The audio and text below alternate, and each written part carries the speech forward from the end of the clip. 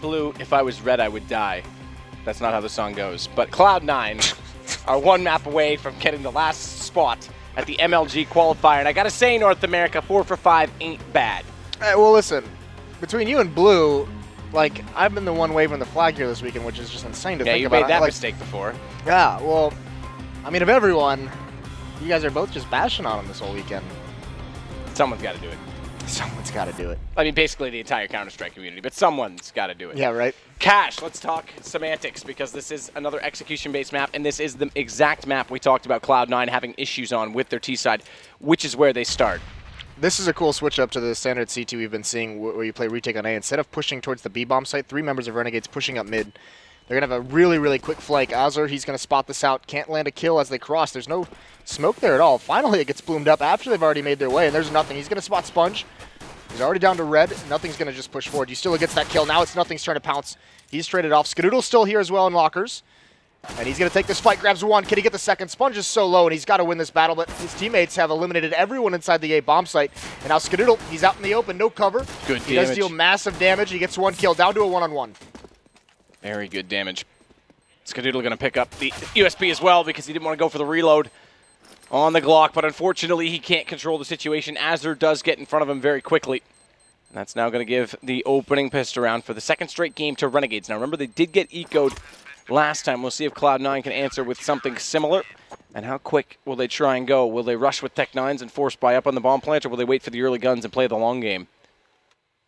Yeah, Renegades getting eco'd here cannot happen. They need to do a much better job in this map of not letting that happen. It doesn't look like Cloud9's going to invest very much into this, so no armor, some upgraded pistols. Skittle's going to have that AWP into the next round. Nothing, just with a couple flashbangs, no smoke, and this is going to be a very fast B play, it looks like. Perhaps an attempt at a split, but if Freakazoid and Shroud go up mid, they're just going to get eliminated. So they do slow things down. Sponge is pushing up. That connector, that choke point is smoked off. They're going to try and go right through it, and they are. Sponge is completely blind, but he makes he kills both of them. Not completely blind, excuse me. And the nade, the Molotov rather, does do damage on the way through. Yam's able to allow that to make him more useful with that scout, but it's still going to be Nothing that picks up the gun. He takes down JKS, and it's now him versus 2. He's done very well in this round, but unfortunately the bomb is inside that B site. He couldn't utilize the time, and he'll go down in the end. Quick little grab, by the way, just to show you how these guys do keep track of every single item. You still are walking over to the wall just to grab a single Molotov rather than grab a gun. So Renegade doesn't lose that round, but that's not good enough. There was no armor on the Cloud9 side. It was just 2 flashbangs, and they lose 3 members to it. So that beats up the economy. So while they still have a pretty decent buy into this round with some FAMASs, some utility as well, I mean, 3 FAMASs in this round, that's going to be a little bit difficult. They're going against all AK-47, so this would be an immediate counter into the economy. If Cloud9's to win this one, it's a save out of Renegades. He still is going to push him behind the smoke, and it's going to be followed up. Freakazoid with the reaction. Oh, and now he jumps over the bullets. He's down so low, and Azur's got to bail out towards Forklift. Azur's going to get caught as well in that transition as the Molotov was on the other side of it. He couldn't fully escape. Nothing's waited on the boost this whole time, and he'll catch the rotation of at least Sponge. There's 2 more also coming this direction. They nearly line it up, but it's JKS that will get the trade. However, it leaves him in an unfruitful 1 versus 4. And that way, he'll go find the door because he needs to save this M4 more. You are a wordsmith, sir. Not really. That's very impressive, the rhyming capabilities. Thanks, man. I learned it in grade 2. So that's a very aggressive tactic. 2 players pushing up A main for Renegades and a bunch on a fast flank. And Nothing's able to just eliminate them watching that lurking in middle. So nicely done from Cloud9, but again, it's that opening kill on Freakazoid. His impact in these 2 maps, or early in this second map, but in that first map, cannot go understated. He's had a fantastic start to this series. If he can keep that up into Cash here, that's going to be massive for him, because this is the map, like we referenced a couple times. Against Dignitas, they had a very, very tough time on their T side.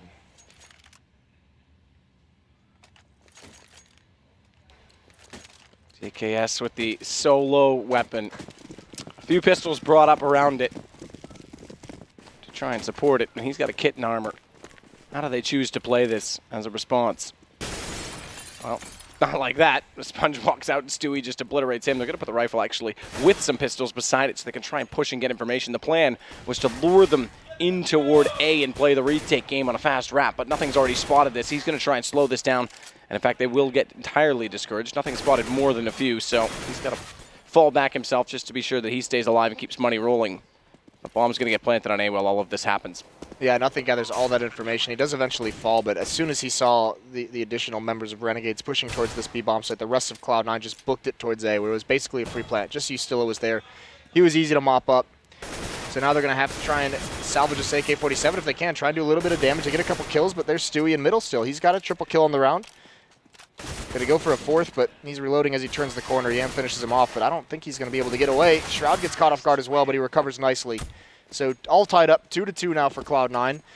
Into this round we go, and oh, this is going to be such a tough decision for Renegades if they're going to want to buy here. They might just choose to save because they can't. The first gun round that they want to start winning, they want to have their economy completely built up. This would be too much of a stretch with 3 players sitting right around $4,000 before they upgraded some pistols and nades. That would have been a little bit too much to ask for out of Renegades. So they're going to do one more round, play it a little bit conservatively, make sure they can get those ops. They do have a nade stack that doesn't deal much damage. Yam's going to get spotted out in the open. He's got nowhere to go from here. Pop Flash, though, blinds everyone from Cloud9, so he does get away. I like this mid push, though, because Sponge has got up toward the vents. Azer's still here, and they've got that early information, but they're going to catch Sponge before he can burrow away inside of the rat cage. Nade as well will follow up on the player at Sandbags, and just like that, it is Ustilla left. So really good information garnering from Cloud9. And remember, this is all relative in the fact that they are weaker on this CT, or rather this T side, so making sure they stabilize the economy early and breaking Renegades for that round gives them a third, which is all they, I think, what they accomplished. 4, I think it was, again, the first game on this map this weekend. So that's already, this is a really good start for them. Now, there will be a gun buy going against them, but they've got a round in hand, Cloud9, from staying efficient in that one. This is going to be very telling, this round, of where Cloud9 is going to be able to take this half, just to see if they're going to get locked out of bomb sites the way they did against Dignitas. If they're going to get stalled out after initial contact, or if they're going to be able to push forward and still maintain aggression. It's very crucial to see. Sponge is playing mid all alone. No pressure from Cloud9 on it. Stewie and nothing watching for any kind of B push. Skadoodle, as we saw yesterday with that AWP, just watches for someone to push through him in with his AWP from far back. So just set up in a spread out default. And no movement quite yet, although Stewie and nothing starting to get aggressive over towards B. They're going to come through the smoke. They're going to pop flash him. JKS is in checkers. He falls out, though, and there's Freakazoid boosted up, spraying at long range, grabs Sponge. Good start for Freak again. Applying the pressure on his roll, going in first. JKS going to try and hug the corner in this B site, but there's no one directly coming through the main position. The flash in, he takes the quick peek. Nothing's going to spot that, sense that, and try and take advantage of it, but Yam holds the angle. So the AWP bails and gives JKS a little bit more space. However, I love what Stewie's up to. This is the Napoleon, the divide, the conquer, and Yam finds that as well. So good awareness from the AWP player on Renegades. He shut down the lurk. Ustilla on the boost finds 2 more, and Shroud has to walk in solo. He's blinded up. Can he find the second kill? He does. We snap away. The director even thought it was done, but he's going to get a bomb plant out of this. This is far from gone, as Shroud finds himself in a 1-on-2, but walks out, and it's Yam. The man who started it, he will finish it, and Renegades will get round 3.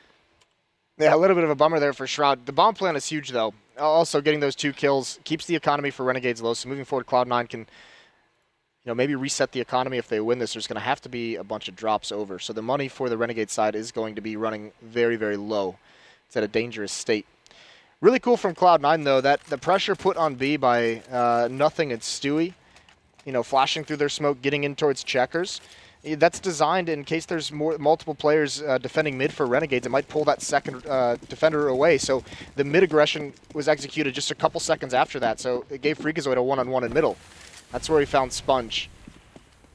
And now the approach from Cloud9 back once again toward a default A. Shroud flashed through that doorway, though. Yam didn't enter on that, but it keeps Shroud a little bit further back and puts the AWP in a great position. So already their initial approach to the 2-pronged attack on A has been thwarted. And Nothing has to keep his attention toward that long position in the attempt that anyone tries to push through from Renegades, which buys more space and time for the CT side. And look at what they're going to try and do with that as we monitor Sponge. Vent's already blown out. There'll be no sound indication that he's here. He can just burrow and play the time and information from his teammates correctly. Stewie and Freakazoid are on the boost, though, so they're going to bide their time waiting to pounce. Smoke comes out over towards door. Some nade usage at A, and this is where the mid-pressure might come in, and they do drop down. Sponges in the vents, but Stewie's already found Hauser. Good entry from him, and Freakazoid spins around, grabs Sponge. Still 2 at the A bomb site to deal with, but they're under a lot of pressure. Yam grabs 1. Nothing, and Skadoodle clean it out, all on JKS. 1-on-3 situation, and he does grab 1 quickly. That makes this viable. Down to a 1-on-2. The nade comes out. There is a low member that finds him down to into one-on-one. Skadoodle, he swings out, takes the fight, but JKS, what a shot. Skadoodle commits to it, and JKS, precision, and even plenty of time to go find an AWP. Huge round for Renegades to win, and what a performance from JKS, saving the day. JKS coming up huge. It was Yam last round that got the hat trick. It's him this time. And you can pull the rabbit from the hat, but you can't buy guns on Cloud9 because they're out of money. A significant situation. Actually, they've got a significantly more than I thought due to that bomb plant. So, apparently I'm not a magician, and I don't know how math works. Yeah, we're a mathematician. Not any kind of ignition. But the remix to Ignition? No way. Reference game on point. Shout out to Thorn in the green room. Skadoodle's going to try and push into the tunnels right now. They got everyone approaching B this time. First time they're going to do a full-fledged B attack. No split from mid. They won't need it. Freakazoid once more. Has to be said, he's playing a good series so far. Finds the entry kill, and JKS is going to go back to this corner position. Last time he was saved by Yam in this spot, but Yam's already gone. Double flash. Additional smoke. Sponge getting quick rotating toward that highway position, but they're going to go for the counter boost and back out toward mid. They've actually fallen back, and Freak's going to go evaluate A after that early pick. This is smart from Cloud9, though. Get that opening pick so early on, and then they just pause and wait. It's going to use a lot of utility on the CT side. A minute left, and there's no smokes left on Renegades. They only have one Molotov to work with, as well as a huge lean over towards this B bomb site. JKS in the site, Sponge up top, Azur out in mid, but it's just Ustillo. He's the one with all the utility, so he has some tools to buy time. And actually, this read from Renegades, this has got to be a gamble. I don't think they saw anything that would prompt this, but this is a full rotate away from the B bomb site. All four members towards A. Whatever Shroud has done has pulled the complete defense off of the B bomb site, and Renegades is going to feel so awkward when they realize what has happened to them.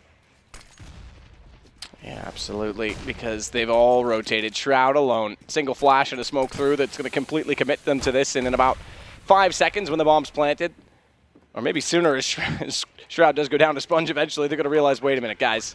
Now, the good news is we know with the extra 5 seconds, they still have a chance into this, but they're going to have to be quite quick about getting the first pick on the retake. 4 versus 4 kits on JKS and Ustillo. No nades left to try and enter through, so no flash going to be applied from this vent position. They get the first pick. Stewie lines up one, gets them both as well, and nothing in the meantime. Off camera did get Sponge. It's on JKS he's found as well, and that was a well-sold fake from Cloud9. Yeah, it's far too much to ask for, rotating over, and you have to move quickly because the bomb timer's been ticking for quite some time, and a 4-on-5 with no utility to make that retake happen. So a gamble by Renegades. It doesn't pay off. They flip a coin, head over towards the A bomb site, and here is where their aggressive buys come in. The buys we saw yesterday. UMP on JKS is the strongest weapon they have. Otherwise, they have 4, 5, 7s. I guess it's debatable which one is technically stronger. 5-7, no slouch. A little bit of utility. They have some smokes. They've already eaten up a couple, but Cloud9 can play this a little bit passively. They can play it very, very slow. Bite out this time, much like they did last round, and just kind of eat up some of those nades on Renegade's side before they choose where to go. Yeah, with just the pistol this time. Has to be said, Cloud9 winning the essential rounds. You mentioned how they were able to claw rounds in Mirage doing so, but this time they're getting an early start and an early foot into the game. As Freakazoid will be the one to evaluate what's going on toward the B side, as nothing does the same on A. Ustillo is toward the fence. And they've got ample amount of Molotovs, both Skadoodle and Stewie. If they wanted to converge on this A site, they could do the bounce and clear out that entire right side of A on approach. But instead, nothing's just going to go completely dry here. No utility. Peeks the boost spot initially now, but Freakazoid going down. They get one trade. Is that a full commitment or not? Because they're starting to lose a number of men here, and Renegade's get a response from Sponge, but thankfully Stewie's wise and ample and will now turn back as nothing drops in the A site, though. That's their lurk gone, so the option they were hoping, the anchorage they thought they had, has been pulled, and they're now drifting in the middle of the map. Yeah, 1A, 1B, though. They know where both of them are. Skadoodle long range of the AWP. He scopes in, but he turns away. Stewie's only got 13 HP. This is going to be all on Skadoodle. They found themselves over next towards CT spawn. They're going to push up towards the truck. JKS still not peeking. He does just now, but it's a little bit too late. They've already made their way in. Fake flashbang from Skadoodle. He's going to get himself into quad, and now it's going to be a little bit of a crossfire retake. Ustillo in A main, JKS at the truck. Can Skadoodle find him? Trying to clear out forklift as well. Smoke is going to isolate JK off just a little bit. And Skadoodle just biding his time. Pistol out. Still hasn't spotted anyone. This is a very slow retake from Renegades, and this might be the timing of it. It's perfect. Ustillo gets punished. Stewie comes out. And Ustillo with the jumping shots takes him down. No HP to take that fight. So another good retake from Renegades, or another good clutch situation won by Renegades. And Ustillo was so close to getting that shot back in on the second player. He tried to get aggressive. He knew he had to. He knew he was stuck in the site in low HP, but Ustillo just went too far to the left, and we saw the bullets get absorbed by the metal object. I don't even know what you call that beside the red crate. Do you want to name it? Beside the red crate? Yeah, what are those metal silo things? Oh, Shelves? Racks? Racks. Got racks on racks on racks. See? I spit mad bars. You're losing it today. I've lost it years ago. But they are going to go for an aggressive buy Cloud9 in the back of this because they know the situation is this, that they can simply break Renegades with one more round and find a way to continue on with this momentum. So it's the AWP for Skadoodle and 2 AKs. Freakazoid getting that first pick with the Tech 9 will also update that arsenal and upgrade it to a FAMAS. So 3 rifles now. And he's going to keep going. He's playing very aggressive in this game as he flashes his way through. JKS has no idea that he's here. This is going to work well, but they need to get the smoke on the cross because already there's a player beside him and he walks out. And that was far too easy for Yam. A shooting gallery shot that he'll hit all day long as nothing gets one in return. But this slows everything on Cloud9's side. Yeah, that smoke took far too long to deploy into that choke point. And despite the aggression from Freakazoid, which is really well done, he's playing like a man possessed. Can't do anything when he's trying to cross with nothing to cover off the opera. Now Ustillo has a great position. Molotov out, isolates Shroud. Easy takedown for Ustillo. Nothing's found himself in a great spot, but what can he do? And I believe he's been spotted. He's on about half HP. Bomb is going to come over towards the A bomb site, and Renegades, I don't know if they realized that he was able to pick it up because they're all still camped out around the B site. So once again, caught a little bit unawares as the bomb gets planted on the other side of the map. It's going to have to be a retake. That thing's got solid positioning, but he's got to be aggressive here. He takes the shot, can't find it. Now he's got to bail out. He's in a really, really awkward position. Finally gets into some cover. Goes over towards the squeaky door, and here comes the retake. Retake. It's going to have to be swift. Taking advantage of the extra times. Everyone seems to have adapted to this extra 5 seconds, so they'll clear corners. They'll play it strategically off one another, and Ustillo finds nothing immediately. It's on Skadoodle. Oh, I thought he was going to be clever. Just take the shot. Just pull the trigger because he's trying to defuse it, and Yam, he's going to find him first, and Skadoodle will go down. It's going to be Renegades denying that forced buy from Cloud9, and it'll be their turn. Now, because they forced up, and that's the second round they've lost, they do get a reasonable amount of bonus with the bomb plant, but did they play the long game? Because this is round 11. They've already got 4. And if they try and force here and lose no bomb plant, then they give up potentially far too many. Yeah, this should be a save, or at the very most, a little bit of a half investment with a little bit of light armor. The last 4 rounds that Renegades have won have been defuses, have been retakes. And even if you go back towards the pistol round, 4 or 5 of their 6 rounds have all been defusing the bomb. That's pretty incredible. So Cloud9's finding their way into these bomb sites. It's just the retakes from Renegades. The clutches have been fantastic. So CT side played very well outside of that one massive gamble they had a couple rounds ago. Pretty solid for Renegades. And this time, Cloud9 waiting for some smokes to disappear. Nothing's got one of his own. That's going to block off towards highway and towards truck. Might allow them to get into the site. Flashes come over. Actually, Ustillo's going to be blocked off by smoke. No smoke over towards highway. Actually, there is. So they threw 2. But still, I mean, Cloud9 is locked out of the same main. Flashbangs come in. Molotovs as well. They're delayed. Watch Freakazoid, though. He wants the entry, but he's the one with the bomb. So unfortunately, despite that he gets in and they get the trade from Stewie, they've got to re-grab that bomb as soon as he does. Azur was still alive in the site and had good position, so they won't get the plant out of this. But as mentioned, they played the long game. They've saved up for the investment into this round, and they will be able to go for essentially whatever they like. Whatever you damn well please. However, if they do so, Skadoodle's going to be limited in terms of armor. Just go for it, Skadoodle. I think Stewie should have dropped it over in that case, but we'll see. Skadoodle goes with the AK-47, so maybe something a little bit more fast-paced. We haven't seen him have too much success with the ops so far into this half. He's only got 6 kills. It's Stewie and nothing leading the way with 11, but Freakazoid on these entries has been fantastic in the rounds that they've won. Once again, Cloud9, Freak's just going to run out mid through a smoke, no presence there, and it's a door push, but Shroud eliminates both of them. That's a huge opening. Can he get the third as well? He almost finds the angle, but it does get traded by Skadoodle. So Shroud opens this bomb site up. Renegades going to go for another retake initially, but they could just be locked out of the site unless they can get an early kill. Freak. Good position to play as well, because if anyone dare rotate or stand in the open like Yam suggests to do, he'll be able to find them. That leaves just JKS. M4, and like you say, save is crucial. Not going to go toward T-spawn, or rather CT spawn to do so. He's going to back away to B, and he should get away from this as well, because Cloud9 can't really afford to go on the chase. Freakazoid's close enough. That would be the only one I dare suggest they try and make something happen with. Skadoodle's got to run further away out of A main, but he's just making sure no ninja possibilities are around before he does so. And now it's going to be 5 on the T side. So already an improvement over their first game this week against Gambit on this map. Yeah, and importantly, Renegades is going to buy into this round, but Cloud9 has kept the pressure on him with a bunch of those plants, a bunch of a couple kills coming out in each round. That look at this purchase out of the Australians. It's a shotgun on a Sponge, 2 FAMASes on Azure and Ustillo. Not a lot of nades. Smoke on Sponge and Azure, but those are going to run out pretty quickly. So Cloud9 with a big advantage, but Renegades has to buy here in an attempt to reset the economy. And if they lose this, great opportunity for Cloud9 to actually win the entire half. It'll be a massive save situation for Renegades to be in, and they mess up the run jump. Gonna make it one more try here. Ustillo on top. Oh no, that's unfortunate. That's why you don't buy Velcro sneakers. Better lace up those Nikes. Pump up those Air Jordans. Yeah, why not? The Air Force ones with the yellow checks. That's going to be a little bit of a tight hold toward that A main position from Skadoodle, just in case anyone did push through. So they can't even go for the layman's boost in that position because he would spot them doing so. Hence why that jump boost does occur. Oh, Stewie, a little bit caught unaware as he looks the wrong direction and gets paid the price for it. However, Freakazoid is doing, again, more than his fair share in this game. He's got 11 kills total, on par with both Stewie and Nothing, who lead the way for Cloud9. But the pressure is going to be applied on B. JKS is aware of it, and he'll go passive. He has to. It's just he and Ustillo. And you've already touched on the fact that this could be an absolutely abysmal situation for the Australian team to find themselves in, not picking up this round. So saving the guns has to be the choice. Yeah, there's nothing they can do here. Nothing outcalls them. And I mean, also, Freakazoid getting those 3 kills is massive.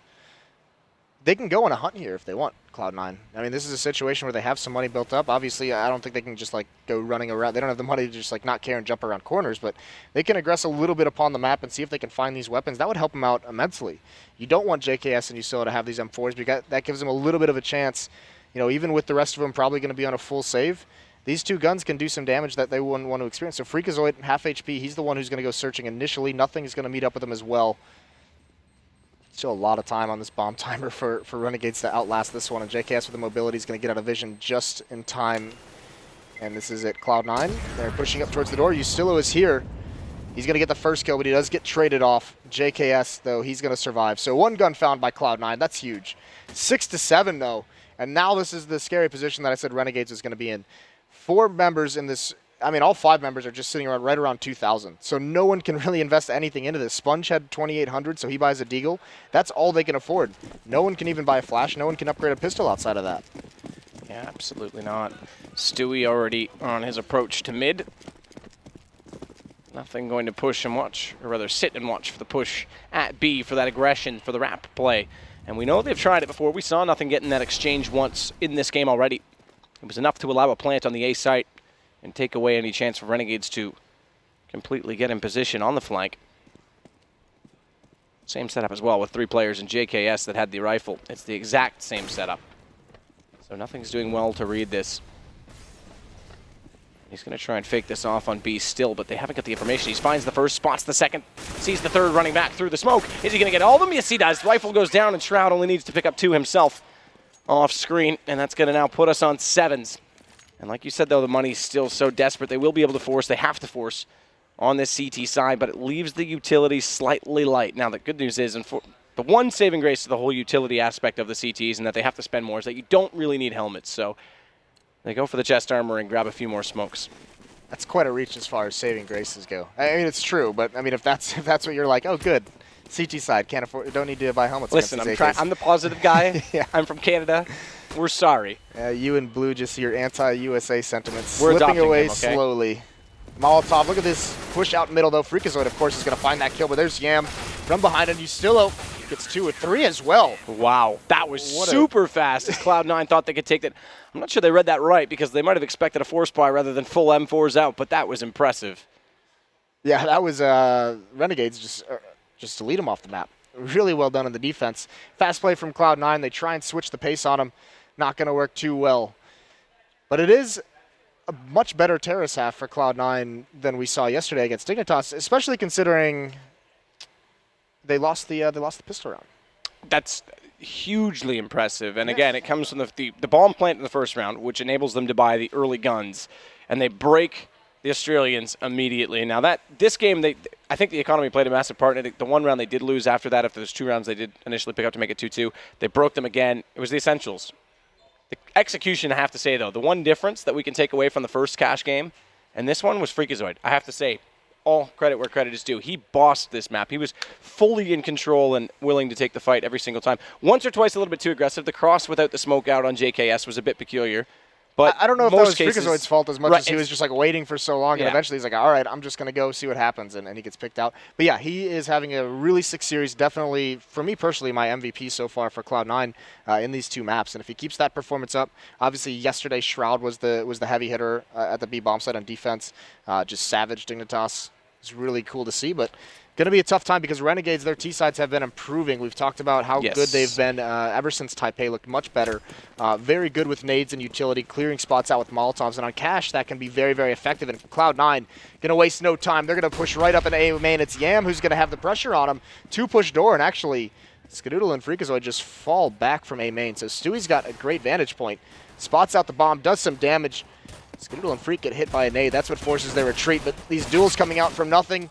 And Stewie, they find 1 kill. There's Yam with another, so Cloud9, the aggression is slowly being whittled away. Now Stewie, he clotheslines one behind him. Good reaction. Now he's got to get away safely in this 3-on-3. Fantastic reaction. And the door closed behind will provide the conceal, the safety required. But remember, trades favor the offense, split the defense up, make it thinner. And the HP on Skadoodle isn't favorable in this situation, as he will be the swing player, though. That's the good news, because if they take him down easily on entry, it's going to make a bomb plant far too easy. Shroud's gone passive on the B side as well. And JKS, Ustillo and Azur going to work in tandem naturally with armor. So no utility. It's going to be a straight-up brawl. The train into the B site, and Shroud's got better position. He spotted the nade coming through. He knows they're here. Tries to fire the first shot. Second one, far more successful, as is the third. And now he's just got 1 player left to go. And they've already rotated over. Ustillo will finally silence Shroud, but his job's done. But how does Skadoodle go down in that situation? It's on Stewie in the site, and Ustillo might turn this back. Remember, Skadoodle was low, but this is a good job done by the Glocks, and Stewie's having none of it. Cloud9 will take the round. Thank God Stewie just saves that round, because that was almost a disaster for Cloud9. Shroud basically wins them that round, and they do their best to throw it away. Shroud keeps peeking, they come through the smoke and keep taking that fight when he's prepared for it. And just barely they get away with it as Stewie hits another fantastic shot. So 8-8, all tied up both. Or no, just the second half this round went to Cloud9. So Tech9, Armor, Deagles out for Renegades. Light utility, 2 smokes to work with, 2 flashbangs. Cloud9, they can't breathe a sigh of relief just yet. Get ready, front page of Reddit. Shroud took 2 shots and got 2 kills. Instant front page. It's Shroud. Shroud, who plays on the Cloud, that is named number 9. As he's got the fast approach, the aggressive angle on B right now with the FAMAS. And this is very passive out of Renegades. They haven't made a decision whatsoever. So they're seeing if there's going to be any more of that aggression. That push-around aggression from Cloud9 kind of, has them a little bit worried right now. So want to make sure that they can punish Cloud9 if that happens again. They need to establish early that Cloud9 won't be able to have success doing that. But they're not going to see it this time. Everyone playing very far back on both sides, lining up for a mid-hit. Here come the Renegades players not using their utility quite yet, so Skadoodle is going to pop flash off the ramp. Freakazoid is here as well. The SMGs, there's the jumping Tech9. Freakazoid takes down the first one, swings out, gets a second. Skadoodle chiming in as well. This is all but over. JKS does get that kill, but he's down to 1 HP. I love that he has 1 HP. I thought for sure he was gone on that one after the headshot came out from the MP7, but he's got the armor. That saved him. As Skadoodle with the 8 isn't much better off, but he's got 3 teammates that should be able to close this round quite convincingly. Ustillo's going to bust out the vent, try and sell something over toward that B site, but there's no need for them to over-rotate or overreact because of Shroud's positioning out toward Toxic. So they can give up A, but nothing's going to get that information. The dink comes through onto him early. They're going to get the shot on Ustillo anyway, but JKS is going to hold this plant. This is money in the bank, and that is the best case scenario in this situation. He'll go down, but Cloud9, they do concede a little bit of cash. 1 HP bomb plant. Why not? And that's actually pretty critical to make up some of the money that they invested into that round, because only with 1 kill it's not worth it. So the bomb plant at least makes up some of that. And this is the thing as well. Yam actually invested as well, so they're not going to have an op going into that 4th round if they wanted it on him. So that'll be a little bit scary for them to work with. JKS does have 3,300, so if he wanted to, he could probably drop one over. That would leave him with Glass Cannon, too, though. That's in the next round. And no investment. Just sponge onto a Tech 9, no real nades. Azure Ustilo, JKS upgrading to the P250s. But this first gun round for Renegades is going to be so important because this is a strong first CT side for Cloud9, and actually, Ustilo still continuing to have a good performance in his first event with these guys. With Renegades replacing Havoc. Looking very good so far. Very good indeed. Watch the mid-pressure applied as well. Once more, Cloud9 going to take a similar stance where they'll anchor B and play passive on A. Try and catch them in transition. That's Stewie's task responsibility. And just looking at the utility and situation, there isn't nades to cover that, so it would have been applicable. However, look at the damage now being done on B. As Shroud is going to go ahead and take down Yam. It's JKS that got nothing in return. That's the only kill since the opener. And as such, Cloud9 very firmly now control the round. Let's see if Ustilo can at least lurk and find nothing else, a gun, but potentially a kill due to timing. That said, though, Stewie seems to be considering the option. Yeah, they've got all angles covered here, so Ustilo shouldn't be able to find anything, especially with only 10 HP. He's just going to get dropped. Too many angles for him to clear. So Cloud9 is going to go into this next round with 10.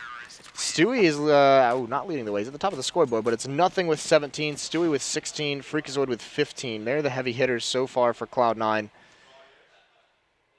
On the other side, it's Ustilo. Like I said, the new player, 17 and 14 for him, 14 kills for Yam.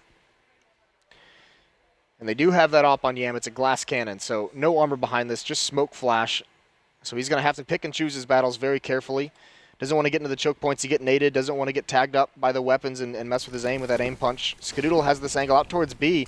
It's going to get smoked off. Flash misses just a little bit. Actually, Sponge doesn't fully commit to that jump, or else Skadoodle might have been able to peer into him and take that shot at the very least. Nades come out. Sponge is going to be very aggressive towards Checker. Shroud is here. Had so much success against Dignitas. He's blind, but he wins that initial battle.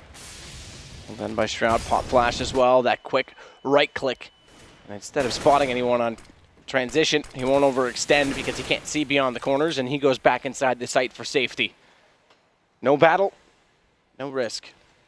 As they'll cover in with Skadoodle, who has the AWP to watch the main entry, and this forces Renegades to reconsider their options and go back over. It's going to be Hazard that lurks now out toward that squeaky position. Freakazoid going to be in the support rotation spot for Stewie, excuse me. And Yam with his AWP just gets boosted up, and he's going to try and pick someone off. If anyone from Cloud9 appears, the only danger would be Freakazoid or Nothing, who's playing out behind sandbags. Those are the two members that Yam is looking for. Not going to see either one of them. And with the 5-on-4 advantage, Cloud9 doesn't have to commit to anything. They don't need to go for these information plays. They could just wait out, force him into an execution. The big thing is Freakazoid's going to have to read this push. Stewie all alone on the A-bomb site, drops a Molotov at door. And he's got a smoke left to work with as well. And here comes one out for Highway, but Stewie's just going to smoke off the site. Pop flash himself out. Doesn't peek with it. Freakazoid. He's got to get into the site. But Stewie's going to get flashed through inadvertently by the terrorist team because that blinds both players, and Stewie's actually got a great advantage in this position. He finds one on the highway, and he's going to get through the door as well. Now, they will know he's here, but this buys so much space for the retake. The rotations, unfortunately, Yam finds him too soon. And now it's all on to Skadoodle and Shroud. And the smokes are coming out late in this post-plant position because Renegades didn't need to use them all on the entry. Good spray through from Shroud, even better from Skadoodle as they hit him through the box. They converge. It's a trade by Yam, and Skadoodle finds the quick response, but Hazard's there. So a good 1-2 punch from Renegades. And finding Stewie inside that doorway early really made the difference. Yeah, it's not necessarily even finding Stewie inside the doorway. It's Stewie peeking. Yeah, that's a situation where all he has to do is live. Because as long as he's alive there, Renegades has to be mindful that he can peek out at any moment. That occupies the attention of maybe the Opera at Forklift. Maybe he doesn't get that kill. As Cloud9 attempts the retake. So just being alive in that situation for Stewie was the most effective thing. If he could have just been patient and bided his time, Cloud9 could have really utilized his presence. Either way, they drop that back onto a save for C9. It's 9-10. Renegades do win this first gun round in the second half. Remember, Cloud9 has a one-map lead. The reverse boost comes out. It's spotted, though. Shroud comes over, and he falls away. Sees the pressure, doesn't want to deal with it. Nothing actually gets tagged up through the box, I believe. Yeah, that's a bit of an issue early on for these pistols. It's Renegades with a chance to lock things on 10. Shroud's already busted through the vents back toward the B site because initially they applied no pressure as Hazard finding Freakazoid. And Shroud going down. It's going to be pretty much the round over and done with, and it's all on Skadoodle. Go find Yam and grab an AWP, why don't you? Smartly, he's not lurking on his own to allow that to happen. But Azure is. Doesn't matter. Yam's going to find it. So Skadoodle falls 10-10, all tied up. Cloud9, they should be able to buy here. Shroud has 7,000, so he can drop a weapon over. This is going to be a very interesting situation. What does Cloud9 decide to do here? This is one of those like on the edge situations, and actually, yeah, they're just going to say, oh, nope, timeout. That's not a bad decision. Not a bad call from nothing whatsoever to make sure they can talk this over, decide exactly, you know, what they want to do moving forward. If they want to invest in this, they need a plan. But, I mean, Shroud and Nothing have already bought up pistols, so it looks like they've kind of made their decision. So a little bit interesting also to call the pause when you've already seemed to have invested a little bit of money in something. Yeah. It is peculiar. They've got ample opportunity. I mean, right now, Shroud could drop the AWP to Skadoodle. Would leave him with nothing, though, essentially. Well, Skadoodle has to drop something over. That's true. And in that, I mean, the frag distribution is so close. Who do you really put the blame on to play? This is the thing. You mentioned it at the top of the show. There's no real support player on Cloud9, because if there were, okay, Shroud's got the money, drop the AWP to Skadoodle, support player drop M4 to Shroud, and buy up the utility to support. But who's going to do that on this team right now? Freakazoid? No, he's your entry. You need him to have guns, unless you want him to be the sacrificial lamb, quite literally. But this game, we've already said it, he's been quite solid. Stewie, Nothing's already in a position where he can't do much anyway. I mean, there's not really the option there. Well, this is why it's so curious, right? Because Shroud and Nothing already bought up a pistol as if they were just going to save into this round, and then now they have this pause and they start talking it over, and they're like, nope, we want to buy. There it is. Yep. So Shroud's done it. Skadoodle's going to drop the M4 in return. That leaves Skadoodle still. He's got the option right now. It's going to have body armor. Yeah, that's it. I was going to say glass cannon with utility, but it's going to be body armor instead with no utility. But that's the switch play. So that's actually the right call. And Nothing gets the FAMAS out to go with it. So it's a heads-up brawl. One op on either side. Yam's got boosted. He's already looking to evaluate what's going on toward the mid position, but look at this. As Nothing's at Sandbag, Shroud and Skadoodle both have gotten inside checker room at B. This position Nothing's in behind these sandbags, very popular to be Molotov'd off, so he's got to keep that smoke. He can't just use it to block off the mid choke point. Just in case he tries to get flush out, that would be so perfect for Yam with that AWP who's peering into it, but he falls off. Reconvene over towards the A bomb site. It's just you, Stillo, watching for any kind of a push. May turn into a lurker in middle. And Stewie's playing retake on A. He's back at the white truck, so he's not going to be able to contest this once these nades come running in. It's a question of how aggressive do him and Freakazoid want to be to get into the bomb site. And they're going to do it now. This is a big risk. No smoke blocking this. If someone had just dry peeked that, could have been the death of them. Stewie with a quick bounce flash. That goes slightly to the right. Won't blind up A main, but anyone coming through the door would have been. Renegades is being a little bit more careful about this, though. The problem is they've got 2 smokes already deployed on these choke points. They've only got 3 left to work with, and we know they've been relying on them in the post-plant position, so this will strengthen the retake potentially for Cloud9 if it gets that far. As now they'll throw another smoke off to cover off highway. This time, though, do they elect to drop one in front of Stewie, who's already pop flashed cleverly off of that vent, and once more, that flash is going to discourage, and Renegades are trying to fake. This isn't going to work. Nothing's got good position, but can't land the shot. It's JKS to win the duel. Ustillo's already on the B approach, but it's Shroud that wins that, and Cloud9's finding just enough in this round to stop things as Skadoodle gets in position toward highway. It's another bomb drop down on transition, and it's just JKS that remains. Already Freakazoid rotating back around, and it works out extremely well. Nothing showing off his 1.6 flare. So Nothing, when that first execution from Renegades came in, what that's designed to do is knowing that it would be, if anything, a low buy out of Cloud9, they'd be light on utility. It baits out some of the nades for a secondary execution. Now, when the first execution from Renegades comes out, Nothing pushes up towards middle. He's right under the boost box. So when they decide to throw the second execution, the fake, and run back towards the B bomb site, Nothing hears all this. Shroud immediately reacts, gets into the B bomb site. Skadoodle's already on the rotate. There's the pick from Yam as well. Freakazoid comes out into the open, and he gets punished for it. But that position from Nothing in the previous round gathered so much info, so much intel, and they had the perfect rotation. Now, though, with the man down, A bomb site's lost. Stewie, smoked off, as you say, can't do anything but wait at this point in time. Not only that, Renegades have been quite clever about this. They realized they had the early pick. They didn't need to commit all 5 to the site for the sake of trades. They can leave Ustillo out toward middle to cut off rotations. Shroud's been boosted, and I imagine they're just going to sit and look for the exit kills, look for the trades at this point in time. There's still an opportunity again with this extra 5 seconds. Finding that kill will encourage a little bit more movement forward. That from Skadoodle will confirm this. They're going to go. At that's the invitation. However, as soon as they do, it's Yam and JKS that slow them down, and they have to go back to their initial plan. Their first plan. That is what initial means, Moses. Yep, I got it. Just making sure Reddit's got it. Almost makes that retake possible, but nice defense from Renegades. They stand strong. So going into the next round, there's actually, I mean, Freakazoid can buy here. He's got 4,000, and nothing could actually drop a FAMAS over. So if they wanted to do a force buy, you could see how hesitant Cloud9 was to actually go for that retake, because they know this stage of the game, the next break of one of the team's economy, the next team who has to save a round, you know, they're going to lose a big advantage. But instead of buying into it, instead of dropping over those weapons, they're just going to rely on Skadoodle and nothing to have big rounds, and hopefully some upgraded pistols from Shroud and Freakazoid can do some work beside it.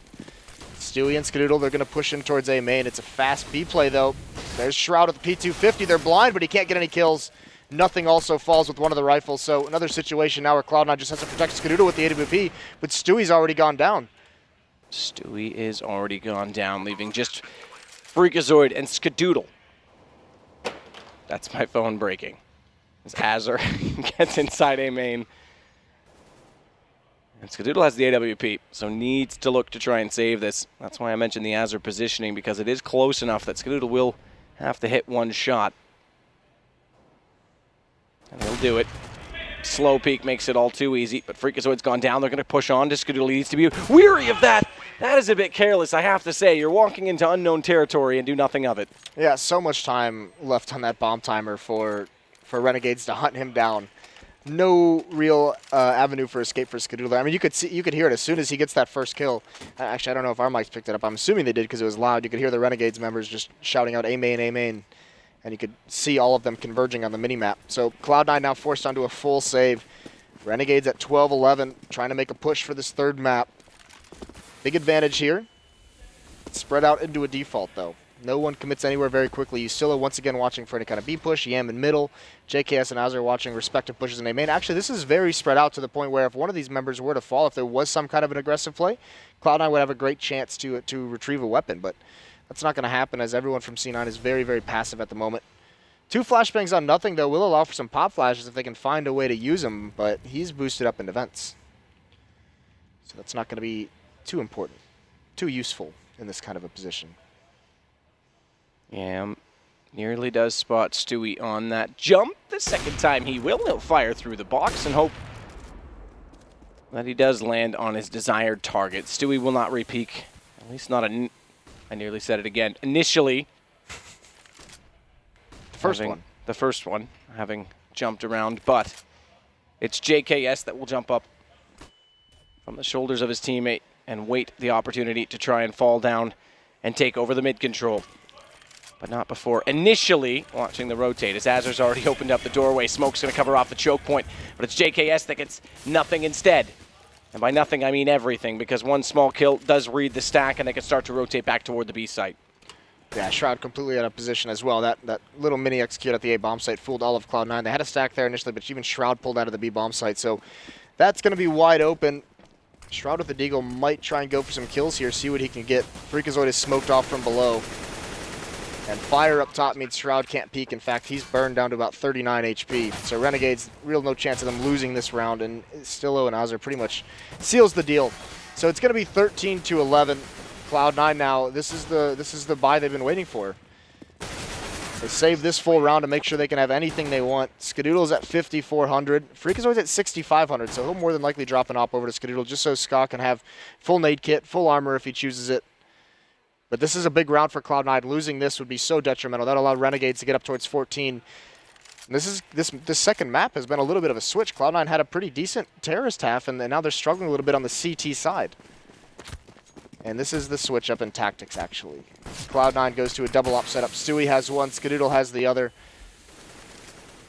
Split up towards the bomb sites, and there's the opening kill from Skadoodle. Gets him that play, and actually completely blind is JKS. Good flash in. Good way to take the fight, as the flash did come around the corner, but Azure is going to get taken down by nothing as well, as they use all possibilities. No trade potential from Renegades in their setups.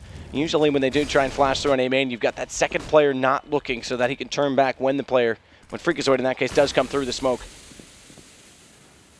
And they will now deploy it, and another one to slow down the approach from Renegades. They know they've got a very significant lead in this round. All they really have to do is play the waiting game, not overextend and put themselves in careless positions. So the AWP will stay inside of A. Freakazoid's going to go a little bit more passive, but it's both players right now from the T side looking to walk through the lovely blue door. Yeah, and Stewie's going to be able to spot this here as well. Freakazoid now, he knows the door's open, so does Stewie. He's got the good angle on it. A little bit of utility to use, but it's going to be so tough for Renegades to make their way out of this. And spotted by Stewie already, who comes back in with a great quick shot toward Sponge. That drops bomb, and it's all on Ustillo. 1 versus 5. His position found. He can be as patient as he likes. Goes for the jump. Nothing's already ready for it. And did you know that Blue lives behind that blue door? No, I did not. He does. Does he? We are going to get the timeout now, this time from the Australian side. Yeah, this is an interesting timeout. They have plenty of money, so what they're doing is basically, they know if they reset the economy of Cloud9 here, that they essentially can win the map if they can win this round. Although Cloud9 survived with many players, their economy is still pretty strong. But this is a crucial round for Renegades to win if they want a chance to just outright win this in regulation. Did you know that I spilled food on my shirt today? Did you? Nicely done. Thanks. No one would have noticed that. Nah, I had to point it out because I do it at every frigging LAN. But this game, I mean, look, Renegades know the situation. They're not down by any means. They know the economy's about to blow up, though. If they lose this next round, the game does spiral out of control. They need everything they can work for them. Yam's been finding opening picks. He's by far been their most impactful player, in my opinion. A little more quiet in this half than in the first, for sure, but that's expected from a T-side op. But calling this time out early in this situation where they have the money, I actually really admire this because oftentimes we see the inexperienced teams let this slip away far too much. You've got one to use. Why not take it? So Sponge obviously coming up with something for this team to do. They're going up. They spotted the double op setup because Skadoodle got one early and Stewie as well. So now they know they're going against 2 AWPs. And normally, kind of the solution is to a double op setup is you want to force them into a retake situation, something very aggressive. Initially, I mean, a lot of times too on the double op setup, you send one op towards A, one op towards B. Obviously, three rifles in middle. But what Cloud9 has done is actually they send each op with a rifle initially for like the first 5-10 seconds of the round, just to make sure if there's going to be a rush, they're there to support the ops, and then they kind of converge into a late mid control. So that might be something that throws Renegades off. They haven't committed fully to the buy yet either. Obviously, they've got money to do whatever they like. They're going to commit. But do you think? Well, no, but yes. But do you think that they might consider a double op on the T side on this map? I don't favor it. No.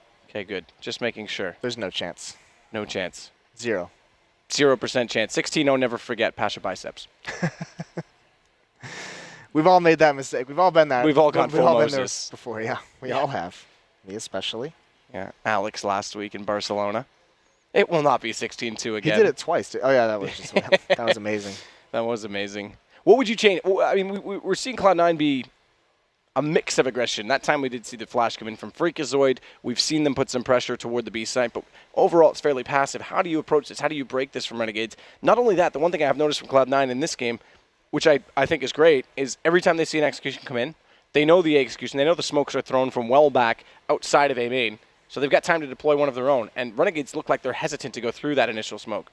Well, a lot of times Renegades has been throwing these almost fake executions, trying to force some utility out, some of the counters from Cloud9, and it hasn't been working out for them recently. Well, it hasn't been working out for them very well throughout this half. The big thing I would say for Renegades to do is just ignore getting picked off by the AWP. Just don't let it happen. Or if you do something fast-paced to where the trade kill comes in very, very quickly. You need to aggress upon whichever bombs they're going to go to, just do it very, very decisively. Actually, they're going to throw smoke from middle, and actually that blocks off Freakazoid, and here they come. They're going to storm right out of mid. Sponge, Yam, Ustillo, all out. Sponge is going to continue to push. He finds a gap in the smokes, but nothing's there at sandbags. It's the first time he's been spotted, not Molotoved off until just now. Freakazoid trying to provide cover, but it's bedlam here, as actually the B bomb site is under a lot of pressure. There's the op of Skadoodle. This is that quick pace. Catches the op off. Skadoodle cannot find cover in time. And that's one way to change it up. Take the fight aggressively toward Cloud9. Stewie looking for that magic shot through the door, and that was a little bit closer than comfort for Ustillo, and I dare say He'll be counting his lucky stars after that one. However, they still keep 3 alive. How important to keep them in this post plant. Nothing goes low. They can't close it out, JKS, and that lets Freak comes back in. He's going to tap this, force the last player out, and Cloud9. That is an absolutely perfect retake. Oh, that is heartbreak. That is perfect retake. Just as decisive as Renegades was to hit that B bomb site, Cloud9 is equally indecisive as executing that retake, and no one could withstand that pressure from Renegades. They all fall despite the early success, but with that plant, they're going to be able to buy up into this round. They drop an op over to Yam. A nice call from Renegades. It got him everything they wanted, got him into a post plant, and they just couldn't hold on. Still, 4 AKs and AWP and 3 members with full utility on the Renegade side, so they have some options available to them into this round. Cloud9, meanwhile, still the money is building up, so they're looking good, and Freakazoid's going to start things off with a first kill. Yam peeks with the AWP, and he gets punished. Sponge now has to rotate back over toward A instead. They still got a smoke on 3 out of the 4 players left alive. It's Ustillo without any utility that needs to try and be the man that goes on the recon. He's over at B. He can try and force a rotation back his direction, but he needs to first let the smoke dissolve in front of him. Judging by his crosshair placement, he's not even sure if anyone's pushed through that and gotten in toward Toxic. So that's going to discourage him from lurking altogether because they can't go down 2 men in this situation. He needs to add strength to this A take, which has gone for a passive hold again from Cloud9. So look at Sponge. He's already walked in the site. Now, is this a false sense of security? Do they get a little bit too complacent? Or is Cloud9 going to get caught off? That seems to be more the case because Freakazoid's found on Highway very early on, and Sponge can now hold from the quad position. Smokes that'll allow Cloud9 to advance up the highway, but it also allows Renegades to get the bomb in position and good post plant. Sponge is going to get aggressive with this AWP as well. He wants to find the shot. The smoke's still there from Cloud9, so there's no need to peek again. He'll wait as long as he dare. And Ustillo's going to get forced out. That was smart. Force and bait, and Stewie gets the kill with the AWP, but Sponge is still waiting for this angle, and he's going to find nothing as soon as he walks out. Shifts it, misses the shot on the second player that's crossing over from the truck, but now they'll continue to push in. He gets another one after that, and Sponge, he's holding this round together himself. Finally, Cloud9 get 2 kills in return, and it's just going to be JKS, the Molotov. He's not going to buy enough time. JKS through the smoke. He takes down both Cloud9 players, and that is going to put the economy in a very tight position for them, but keeps them very crucially in the game. What an insane clutch from JKS. All made possible by that man you just saw on your screen, Sponge, with 3 kills into that round to open up the bomb site with an AWP.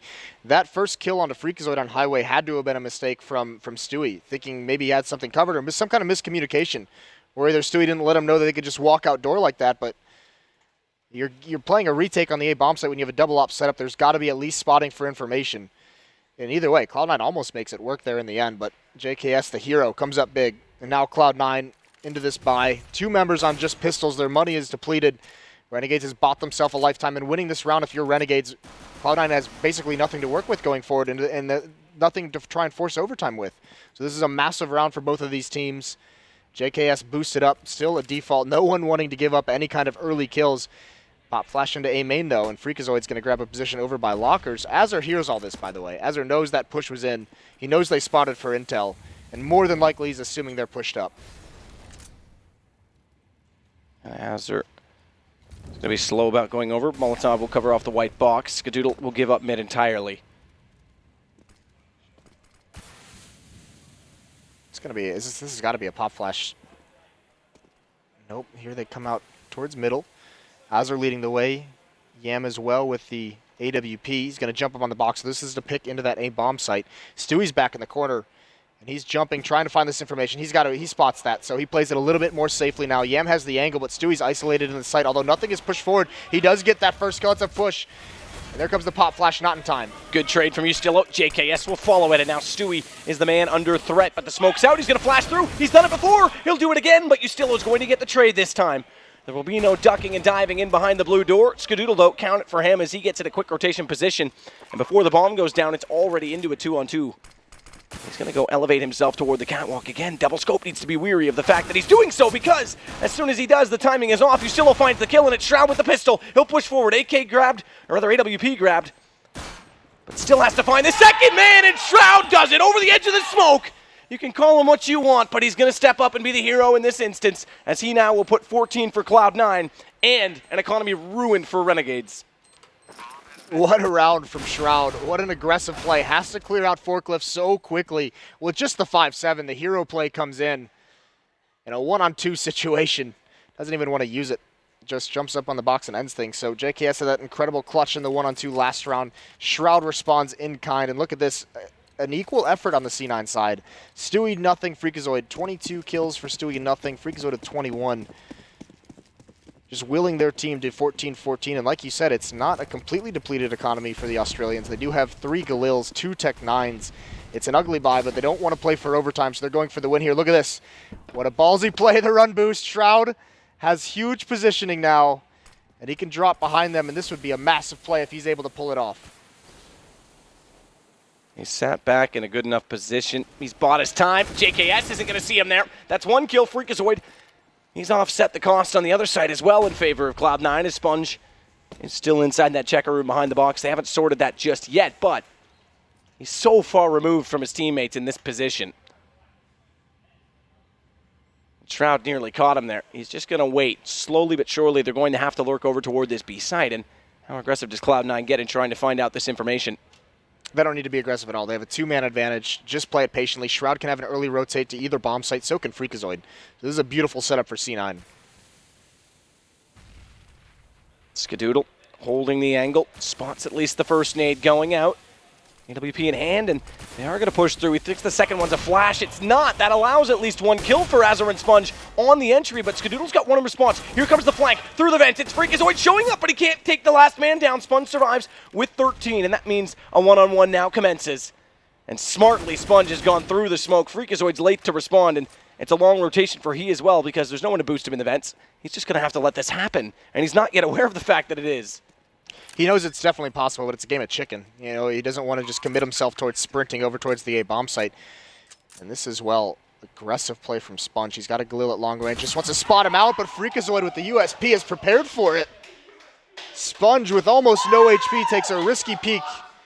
And Freakazoid, you can see the smile on his face. I got you, bro. I got you. Yeah. That was well done, I have to say, from Freak. He came through at the right time at the vents to shut down everything on B, and Sponge did all that he could. I mean, it's pretty incredible that Renegades even makes that as close as they did, considering the setup that Cloud9 had with 2 in the B bomb site, so many quick rotations. And Renegades almost makes it work there. And you could see Sponge, he's feeling the pressure. Last round now.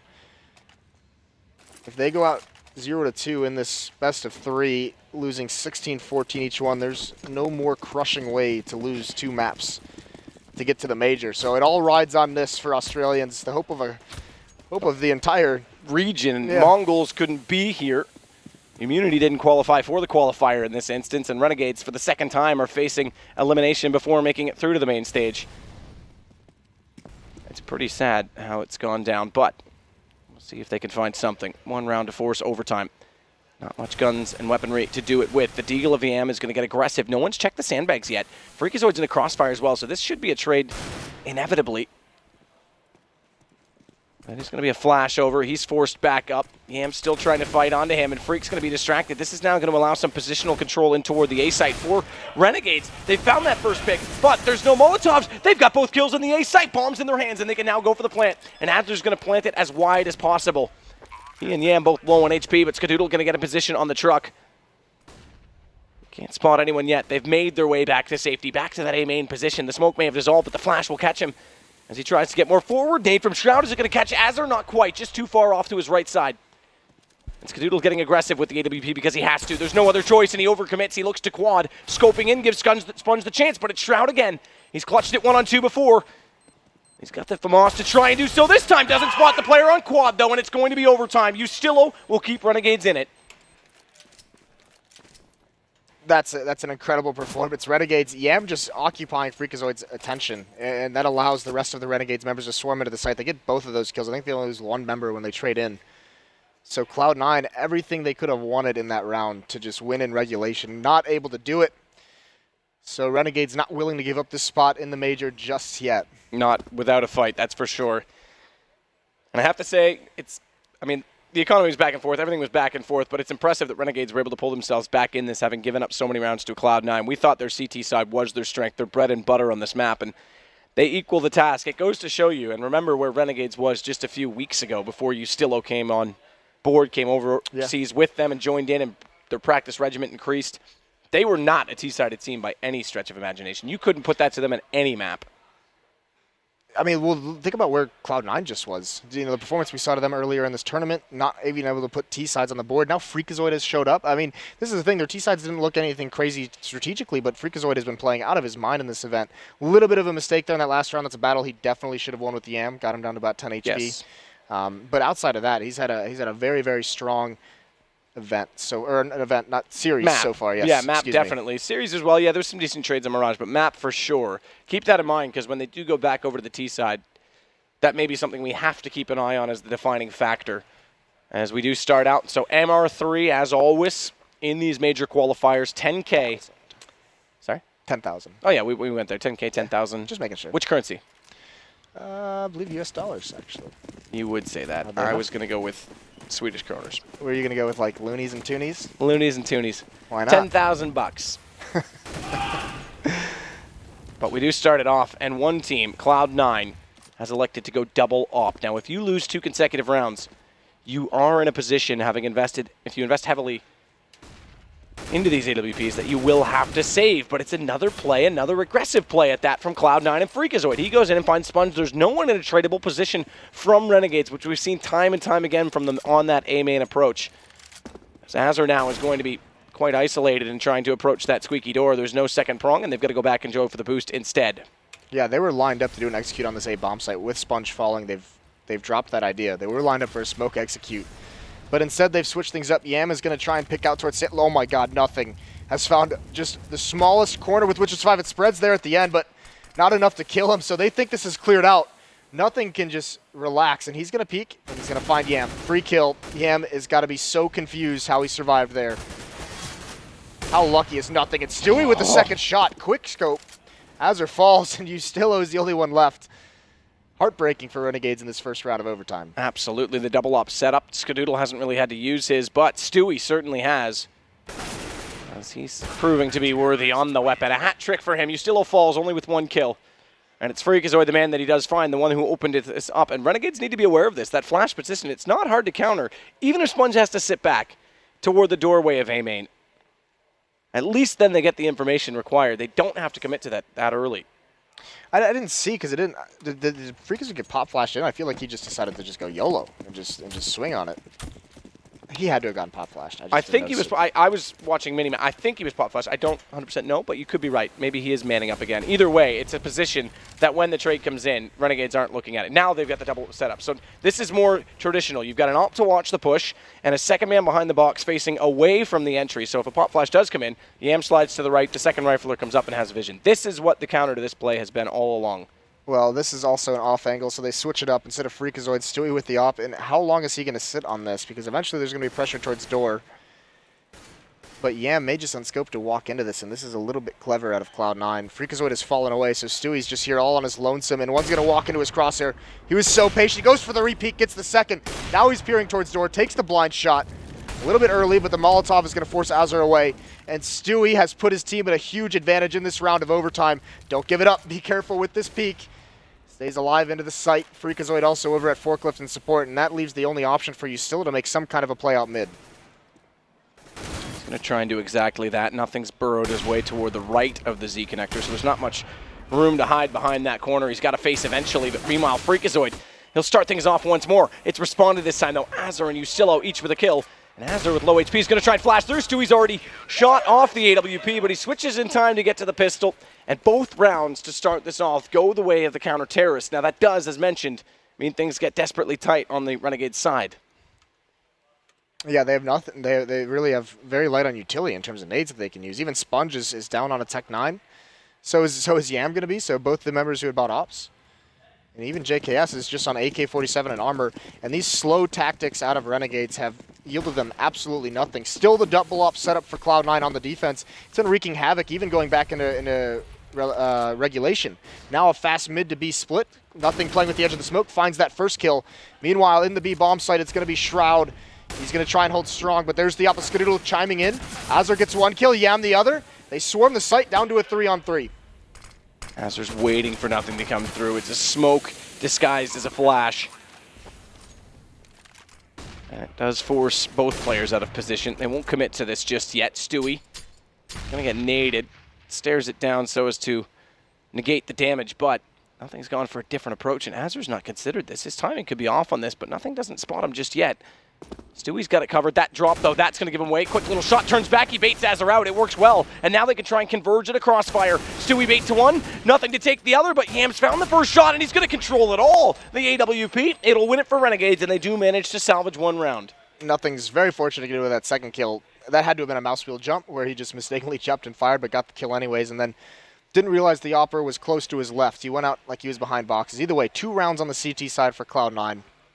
Once again, how many can get on their T side? They had a pretty impressive of it on the first half, where they were able to get 7. Here they need to get 2 to win. So we're looking for 19 rounds, would advance either of these teams to the major. 18-18, we go to a second overtime. So swap it around. Remember, the defining factor that we did mention in the first half for Cloud9, when they were back on the attack, was Freakazoid's aggression. Skadoodle's going to go straight to the AWP, and it's going to be a single-op approach from Renegades on their defense, as opposed to what we just saw from Stewie. Skadooey. That double-op setup from Cloud9.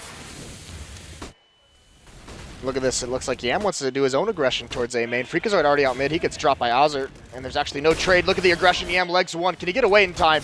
He can't, but he's got bailed out by a teammate, but he eventually burns. So 3-on-3 situation. This is so hectic. Sponge takes the battle, finds Skadoodle. They haven't been able to get into the bomb site. Nothing eventually does clean him out. Everything traded, but no bomb plant in. Nothing might have just given them the crucial kill in the round, as JKS wants to flash himself back in. All that aggression inside of mid, those 3 players, or rather Freakazoid was dead no matter what he did, but it opened up the information to tell Cloud9 to rush. And JKS with that single smoke is going to fall back. He spots up Shroud, though. Spray control. It's awkward from either side, but Cloud9 will prevail. And they'll now be in a great position to try and wrap up this game. Shroud salvages the AWP as well. He can toss that back over to Ska, and they're going to buy another one up on Yam. Good lord, that spray battle between the 2 of them, it was... I mean, I want to say it was pretty intense. They were both just trying to do the damage in the end. Neither of them going for the taps at that kind of a range. Either way, 18-16 for Cloud9. One more, and they head to the major. So once again, Renegades are their back against the wall, much like regulation, when they had to win 2 in a row to force overtime. Now it's a really tough spot for them. Win 2 in a row to force double overtime. No Molly is deployed out toward this fence position, but you don't need him when you got Freakazoid firing as he is. Walks in, bodies Sponge. And it's JKS with the only kill in return. It's Yam and JKS smoked out as well, so things not looking good. But Molotovs will provide some extra solace to the situation as they'll burn one more alive. 3 versus 2. Bomb now down. Skadoodle prime position to cover off Truck. Stewie behind the quad, not going to peek, and Shroud's going to be in trade potential when they do approach. And the initial smoke is simply to apply pressure for Yam. It'll cover off one said object, one said angle, but Skadoodle's holding it. Down he goes, repeat from Skadoodle, and he's going to hit them both. Say what you want about Cloud9 and NACS, but it's 4 teams now from the US in the major, 1 more than any other majors ever provided. They've done it somehow. They make it to the major. With a great performance from nothing with 30 kills. Stewie as well at 30 kills. And Freakazoid, my series MVP. Absolutely. Is Freakazoid, and actually you can even see Ryu up there. We mentioned that he was behind the behind stages talking with them in a pre-match huddle. Providing a little bit of outsourced coaching for him. You got to feel for Renegades too. They've made some late adjustments. No differences for Cloud9, obviously bringing in that man right there, young Stu. But they've been struggling. They've been the brunt of some jokes as well, and they're trying to represent their region. So I think that things look good for them in the future when they can start to implement Stillo more and more. And obviously, they've still got lots of other tournaments to look forward to, including, well, I won't name it just yet, but one that might be coming up very shortly based on some news in the scene. We'll find that out. Visa issues as always. But it is interesting. I mean, Cloud9, they get through on the skin of their teeth. Now, this means they buy some time as well. They can sit back for the next 3 to 4 weeks and start to really execute some strategy and make sure they issue out or iron out all the issues they had this weekend. Yeah, they're going to have to. They need to figure out those T-sides much better. They look good there against Renegades. It's not going to cut it, though, when you get into those groups that have the top 8 from the last major in it. So, yeah. They do have a lot of work to do, but it was very promising, Freakazoid coming alive like that. Also, I believe that cash match was Stewie's best of his career in a Cloud9 uniform. That's very likely. I mean, he hasn't had many on LAN yet, so true. But it's encouraging for all those who are critical. That said, It's done from us at the caster's desk. We've now had our 8 teams qualify, our 16 teams lined up for the major. For the final thoughts on the weekend, we'll set it back down to I was about to say Stuart for some reason. Richard one last time. Why would I say Stuart? It's confusing. All these people here. Anyway, let's just get into it. Let's just wrap this up. So none of you believed in Cloud9. None of you believed in the power of America. I said they'd win that map. You said they'd win the maps, but you also said they were going to lose the series. Yeah. And you also said, I hate America. To death to America. You went a bit extreme in that last segment, Blue. I don't remember saying any of those things. You also said workers of the world unite. Yeah, exactly. You have nothing to lose but your chains, I believe. And religion is the opium of the people, was I believe what you also said backstage. But enough about you, Blue. Let's get on to this game, shall we? Yeah, let's do it. So Cloud9, you know, look, it was a close game. There's no getting away from that. It was way for thin between the two teams, but they looked way better than they have in a while. Cloud9, it was gutsy performance. There were some good individual performances. This is the best Nothing's played in a while. You know, it was all there for them. Same story again. They got out to the lead. They looked good. They gave it up again a bit of the lead, which is what they did against Dignitas and what they did in the first map here against Renegades, and now on the second one on Cash. Obviously, you have to say Stewie 2K had a very good map. He was particularly instrumental towards the end. But the thing is, as you're saying, since it was so razor thin, normally I don't like to make a whole match hinge on like one round, because that is ridiculous. It's the rounds that build up to it that put you in that situation. But unfortunately, that 1v1 that Sponge had against Freakazoid was particularly egregiously bad. We're going to get to that in a little bit, but just before we do, let's talk about, you know, just what was going right for Cloud9. What were they doing that was working, and why did they look different today than they did on other days at this tournament? I mean, it's just the increased fragging power, if I'm completely honest. I don't really think that the executes became that much more complex compared to what we were seeing, but it's just nothing stepped up Stewie. I think Moses was right when he said up there at the desk before it was turned on to us that was probably one of the best games, if not the best game so far on that last map that Stewie 2K has had so far in his tenure with C9. And you know, that's probably why Sadikist was calling me Stuart. You know, it was so shocking to see Stewie pull out a performance like that at LAN, given what we've seen so far. But it was a mature performance. He wasn't making mistakes. His decision making was good, and of course he was landing his shots. So that was a big factor that's been absent for them. What about tactically? I mean, you know, they've lost games on Cash here. You know, in humiliating fashion. I think it was Gambit, wasn't it? That absolutely wrecked them on. That was Cash, was it? It was Train, I think. Was that Train? I don't know. They definitely. I think it was Cash. Yeah. Anyway, regardless, what did they switch up? Let's think. I mean, actually, their CT side, I thought the CT side is what had been good all along. That was fine.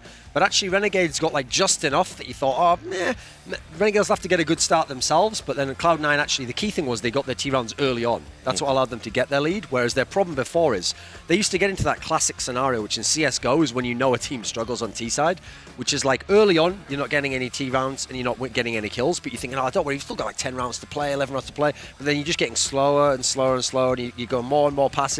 And eventually, you end up with like 2 T rounds, and you realize, like, well, actually, we're just terrible on this side. They were attacking so early and getting the bomb down a lot and getting in these scenarios. In fact, actually, I think if you saw, there was some stat quite early on where when Renegades started to win rounds, they had something like 6 of the CT rounds they'd won were all by defusal.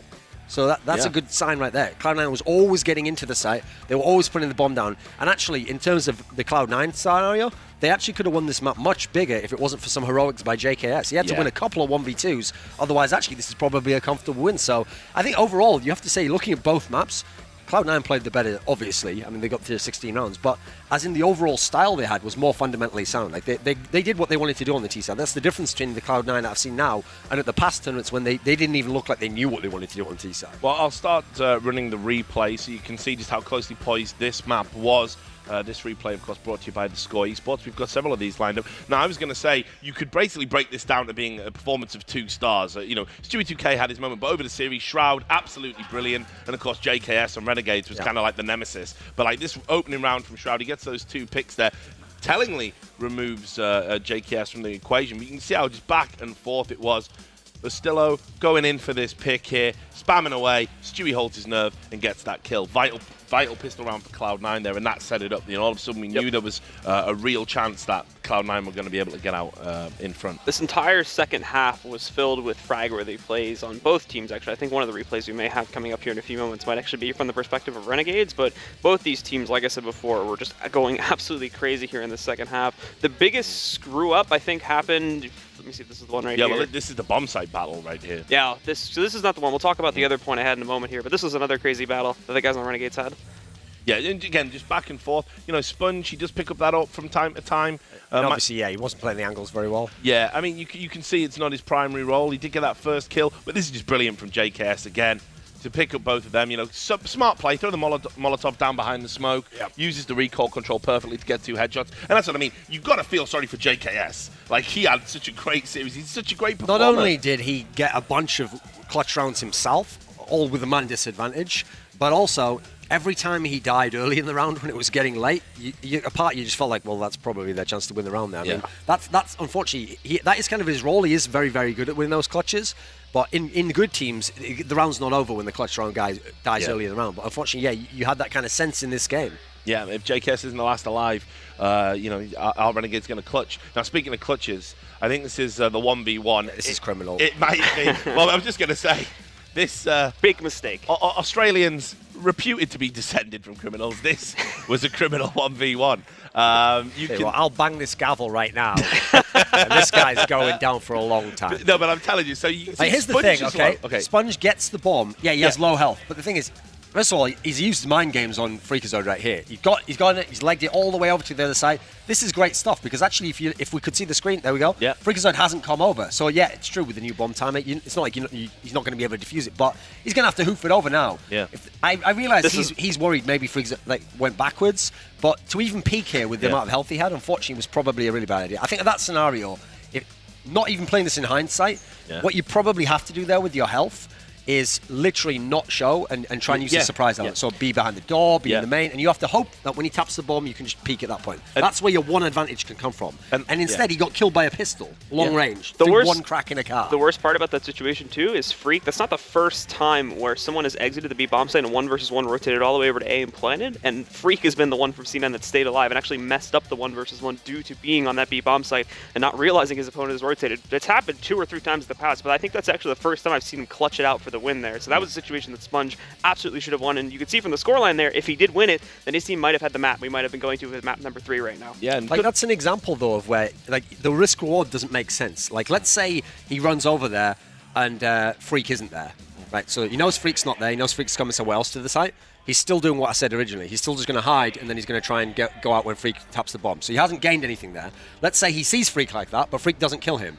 Now Freak knows where he is, and now again he's going to have to hide, or he's going to have to stay around that corner where Freak knows it. So there's actually no reward to this. I mean, he's not going to kill Freak super long range there in that scenario. So yeah, I think it made no sense. The risk reward was really off, and if it was a normal round in the game, it would be fine. But unfortunately, when it happens on the 29th round there, and you're in a situation where it's 14-14, I mean, that round alone could have actually won the game and took you to the 3rd map. Yeah. So look, just some final thoughts about Renegades. Well, simple. He was watching his friends in Cloud9 now, of course. He was watching that with us in the back room and giving his thoughts about it. Great guy to hang out with, and good to see him with a smile on his face today. But some final thoughts about Renegades. Obviously, bitterly disappointed. They don't qualify for the major. You know, what now? Because they have been in this resurgent form, and this was a really good performance by them. It was, like you say, it was just on a knife's edge. You know, a couple of rounds go the other way, and they're in the major. There was evolution. Like I saw progression from the old Renegades, who I'd watched quite a lot of before I made my video on the topic of how poorly they'd been doing. The map pool looks a lot stronger. These are all positive signs. The big problem is, right now, it's hard to know where the next evolution can come because some of these players have been in the team a long while. Like, one of the things of bringing in Ostillo was, as we mentioned many times, was hopefully to free up Yam.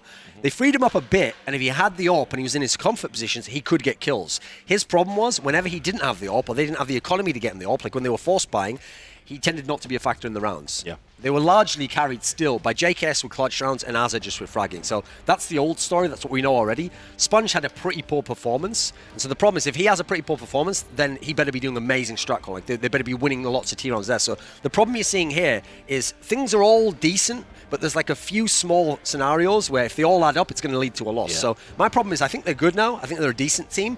I just don't know where the next step's going to come from. So it's hard to be too confident going forwards because I think somewhere a big leap still has to come forward. I'll give Astillo benefit of the doubt. It's his first LAN with him. Maybe he can improve a bit more, but I don't think Yam's quite lived up to the where they need him to be if they want to be like a high-class AWPer. Okay, well, look, we're going to come back and wrap up the night, but now we're going to go over to the stage because Chris Puckett is with the man that they call Young Stu. Take it away. Thank you, fellas. Puckett here with Stewie 2K, the new addition to Cloud9. Stewie, coming into this tournament, you had a lot of people looking at you, filling the shoes of Sean Gares, but they brought you on for a reason. Tell me a little bit about your skill. What do you feel is your greatest strength in Counter-Strike right now, and how did you get into this whole thing? My greatest strength right now in Counter-Strike will probably be similar to Ryan or Freakazoid, just running in and try to entry and die for your team. I got into CS kind of with my brother back when he played 1.6, but I never really played the game until 2014.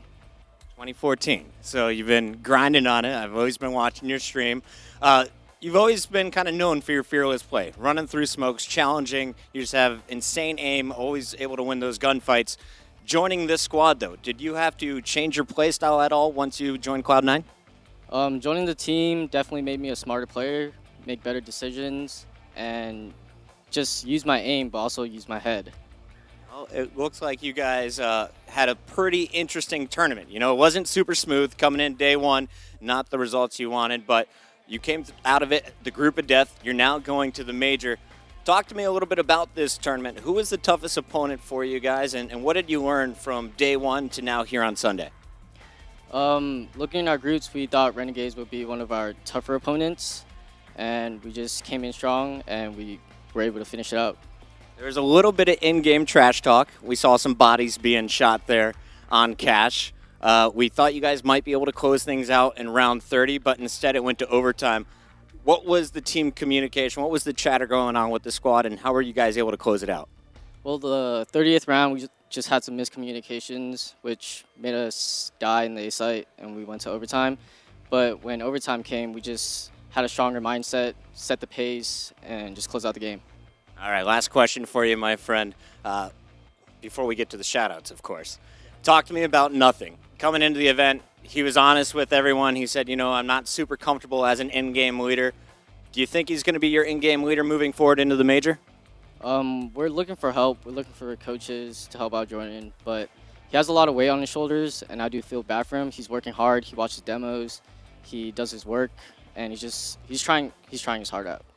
It looked like all of you guys were trying your heart out throughout the entire tournament. All right, buddy, it's time for the shout-outs. Anyone you want to give special love to at home who's watching you right now? Yeah, I'd like to thank my family, thank my fans who supported us, all the C9 fans as well. And I'd like to thank our sponsors, Logitech, MSI, HTC, Zowie, G2A, Intel, and iBuyPower.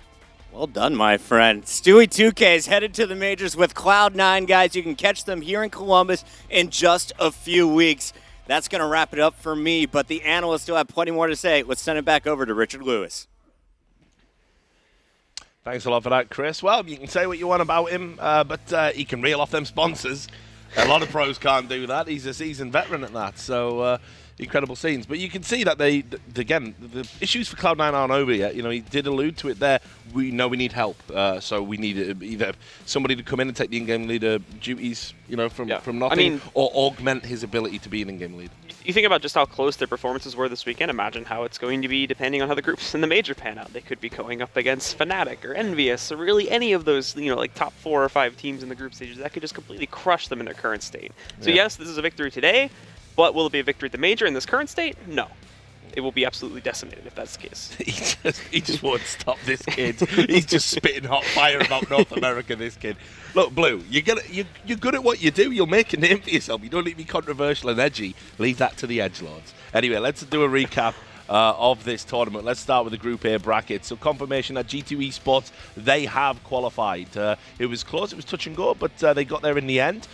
In the lower bracket, you can see that Tempo Storm, they were absolutely blown out of the water today by Flipside. The Brazilian dream came to an abrupt end, much like that World Cup that we all saw. Group B, edgy. Group B, Mouse Sports were the first team to qualify for the major, competent performance by them. And then, of course, we had Team Liquid get there, an epic battle against Hellraisers. The man you just saw in the background, Simple, who we've been hanging out with today, emotional, feeling really good about it now, though. Team Liquid just edged it against Hellraisers.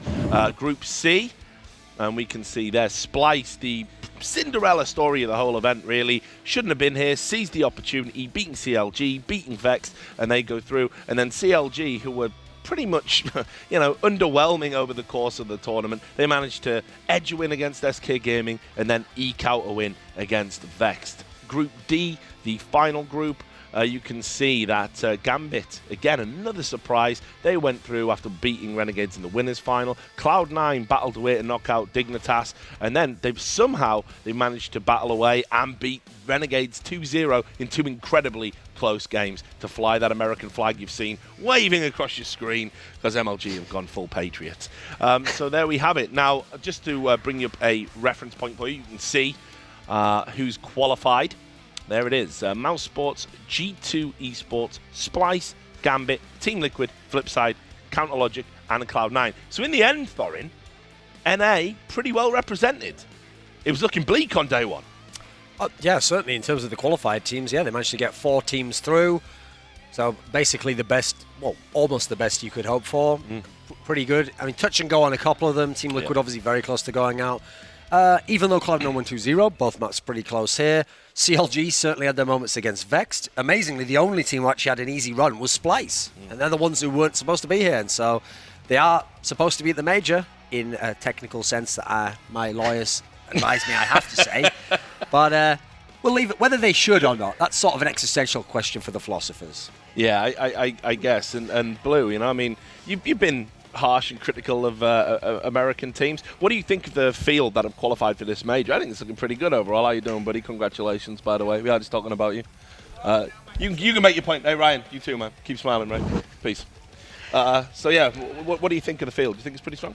Yeah, absolutely. I think it's going to be a very strong field. I think a lot of these teams might have a struggle getting past some of the earlier stages in the event based on some of the shakier parts of the performance we saw, but we still have a very long time between now and the major, and there's plenty of time to look back on the demos from this event and obviously improve their games heading into the main event. No, I mean, I'll be straight up, man. I think some of these guys are going to get straight bullied. But you know what? Once they get bullied, they can go out, they can enjoy the sights, they can get a tan, maybe make a few friends, maybe attend a seminar. As if you wait for him to walk off before you drop it. At least do it with him being part of the job. And then after that, they can watch some fine European Counter-Strike called the playoffs. You're complaining about me. So anyway, I know. Now, there you go. Put the Thorin flag across the screen. Yeah. The Skrilla Lord flag. Yeah. So anyway, that's how they got to the major. This is how you can get to the major. And trust me, the tickets are running out. We're down about 150, I've been told now. You can see that almost sold out. All you have to do is go to mlg.tv/CS Major, and you can go to the nationwide arena on April the 1st to the 3rd, where you can watch these teams that you've seen qualified, plus the 8 legendary teams, compete for a $1 million prize pool. It's going to be sick, and indeed, we're all going to be there. Isn't that right, Blue? Feels bad, man. No, I'm messing with you. You're going to get in there. We'll make sure you're looked after. Obviously, Blue wasn't announced for the major talent. We've been having some fun with him about that. But we think we're going to get him on the desk somehow. He's going to be playing for Splice. Because we look after our talent in this scene. That's what we do. Go. We're not all stepping on each other. We understand the importance of team play, unlike all boys clubs. So there we go. Let's wrap it up.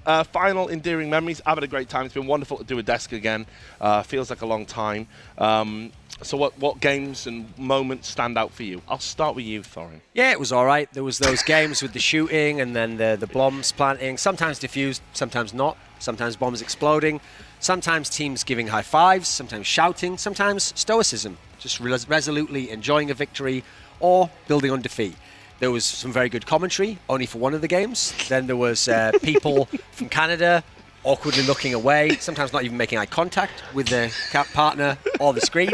There was people on the desk destroying their own reputations and careers before they've even begun. There was people whose careers have already begun and are trying to destroy their careers, haven't quite yet done so. And at the end of it all, I still remain standing, I will be paid, and I will be back. I didn't actually tell you anything about the tournament there, but might change the habit of a lifetime. Reference game. Incredibly on Not point. actually at all on point. No, But fact, no, whatever. no need. Why not? Blue? Coolest stories for me out of this one was Splice, the Cinderella story for them coming out of absolutely nowhere and just rushing through their group to take that first spot out of Group C, I believe it was. And obviously Team Liquid had that very touching moment with Simple. Very good to see him finally getting the verification he deserves. So those are the two big moments for me this weekend. Okay, well, it's been wonderful working with you. Indeed, it's been wonderful working with all the MLG staff here. They know how to look after us. And I'm incredibly looking forward to working with them again in... Just let me do my wrap up, man. Please, can we do it? Can we get there? And I am looking forward to working with them again in April. Certainly hope you will join us then for the major. It's going to be the big one. Lots of changes are going to happen between now and then, and you can follow them on Adam Apicella's Twitter. He's not shy about all the changes that are going on. But anyway, thanks to all the crew, thanks to all of you, and we will see you in April for that major for $1 million. Take care.